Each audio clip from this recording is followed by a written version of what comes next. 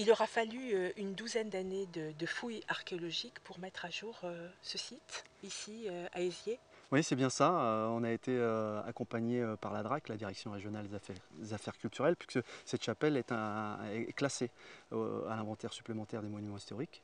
Et donc déjà le potentiel historique était reconnu. Et donc on a engagé ces fouilles pendant 12 ans, comme vous le rappeliez, afin de mettre à jour les vestiges qu'il pouvait y avoir autour de la chapelle. Puisqu'on s'est aperçu qu'avant, nous on connaissait la chapelle Saint-Thomas, mais suite à ces fouilles, on a découvert qu'en fait on était surtout sur une ancienne léproserie avec ses bâtiments annexes et que c'était un vrai lieu de vie pour des lépreux de l'époque.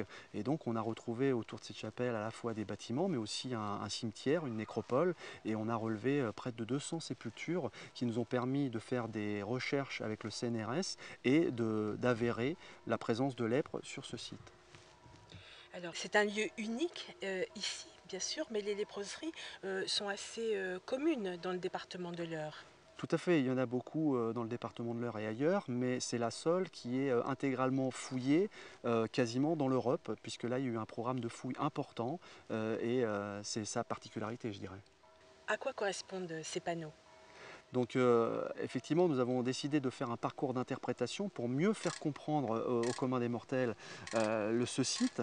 Et donc effectivement, on trouve tout un tas de défends qui correspondent à tout ce qui était défendu aux lépreux quand ils approchaient des personnes qui les entouraient. Donc ils devaient prendre des précautions justement pour ne pas transmettre leur maladie. C'est pour ça que c'est un lieu isolé également. Effectivement, c'est aussi pour ça que ce lieu a été construit, prévu au milieu des bois, à l'écart du village d'Éziers, parce qu'il n'était pas question de mettre les lépreux en communication avec les gens sains.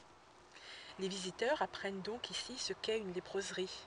C'est une découverte pour eux. C'est ça, donc nous avons construit le projet à la fois pour qu'ils découvrent ce qu'est une léproserie et tout en faisant en sorte que ce soit suffisamment ludique pour que ça s'adresse à l'ensemble de la population, que ce soit des plus jeunes aux plus anciens, et que ça devienne à la fois un lieu de découverte mais aussi de promenade touristique, et c'est ça qui était important aussi pour nous, tout en sauvant le patrimoine historique de la chapelle. La commune s'est fortement impliquée, elle a travaillé en partenariat avec le propriétaire Luc Benin, puisque les financeurs ont posé comme préalable que le site soit forcément ouvert au public et que ce soit garanti l'ouverture au public. Donc on a créé, organisé et signé un bail amphithéotique avec le propriétaire, garantissant aux financeurs publics que l'argent public qui sera utilisé pour revaloriser ce site permettra l'ouverture permanente. Alors vous évoquiez un public de toute génération qui vient ici découvrir ce lieu, mais c'est un public déjà qui est sensible à cet endroit qui dégage quand même une émotion assez forte. Tout à fait, ce sont des publics qui viennent à la fois pour les croyances religieuses qu'il y a autour du site, puisque c'est quand même une ancienne chapelle qui était consacrée, et puis il y a aussi ceux qui viennent pour la légende qui consiste à nouer des nœuds dans les arbres autour des noisetiers ou des houx qu'il y a sur place, et quand le nœud reprend, la légende veut que les jeunes couples pourront se marier dans l'année. Vous aviez également l'ambition et l'envie, et c'est très important, d'ouvrir ce site, ce lieu à des personnes handicapées. C'est ça, on souhaite toucher un public le plus large possible autour de ce projet, de cette réalisation, vous l'avez compris, y compris donc les personnes à mobilité réduite, et on a fait un effort particulier dans la construction de ce site pour qu'ils puissent accéder facilement, aisément, et il est d'ailleurs reconnu comme accessible.